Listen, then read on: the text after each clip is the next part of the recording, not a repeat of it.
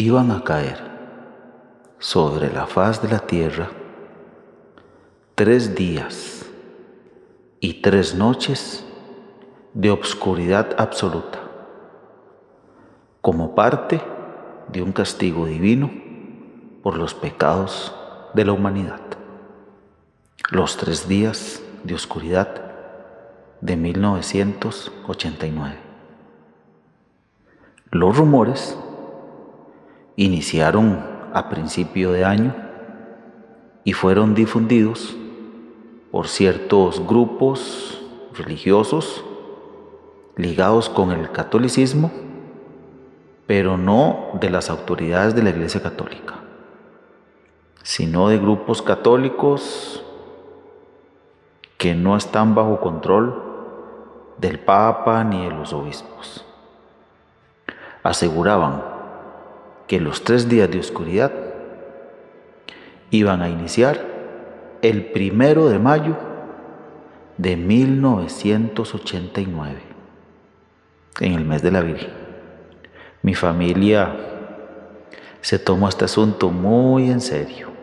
El rumor se basó en unas supuestas visiones de la mística italiana, la beata Anna Maria Taigi, que vivió entre el siglo XVIII y XIX.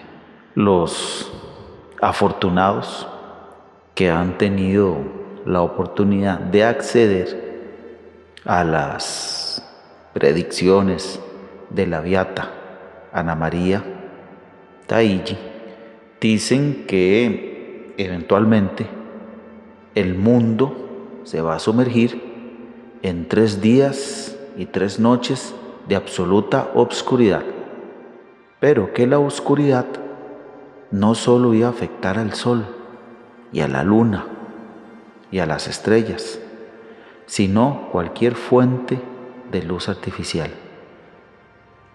y que solo aquellas candelas que habían sido bendecidas y prendidas por un creyente, fiel servidor de la Virgen María, iban a lograr dar luz. Por lo tanto, los aparatos eléctricos, los televisores, el radio, todo esto iba a quedar inservible. Se decía que iba a caer una oscuridad densa, como un manto que iba a cubrir el cielo, y venía acompañado de una pestilencia en el aire. Era algo demoníaco. En las calles iban a rondar todo tipo de demonios y espectros monstruosos que se iban a encargar de torturar y de hostigar a todas aquellas personas que por su falta de fe decidieron no escuchar la advertencia y no se quedaron en sus casas rezando el rosario.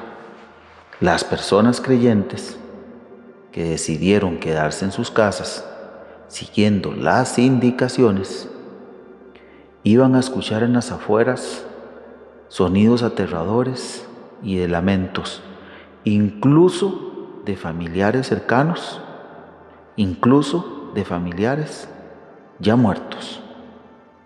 Pero aquel que osara abrir la puerta estaba condenado a dejar entrar a su casa todo este tipo de seres malignos, demonios, y iban a dar muerte a todas las personas que se encontraban en la casa con una larga agonía.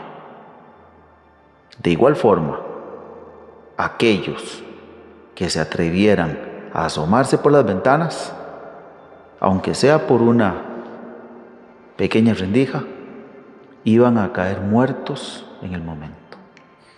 Estos demonios mentirosos, astutos y hostiles se iban a dedicar a imitar voces de familiares cercanos, de familiares muertos, para tentar a las personas de abrir la puerta. Pero lo que se indicaba era que todos tenían que estar rezando el Santo Rosario.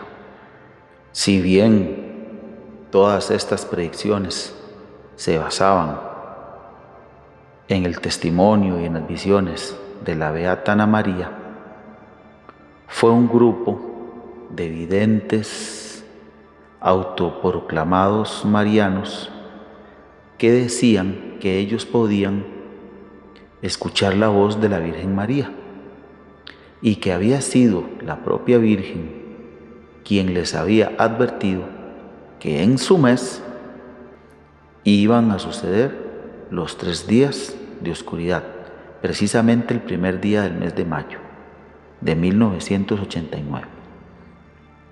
Mi abuela era una católica ferviente y se tomó con mucha preocupación este asunto. Como decía ella, no creía, pero tampoco dejaba de creer.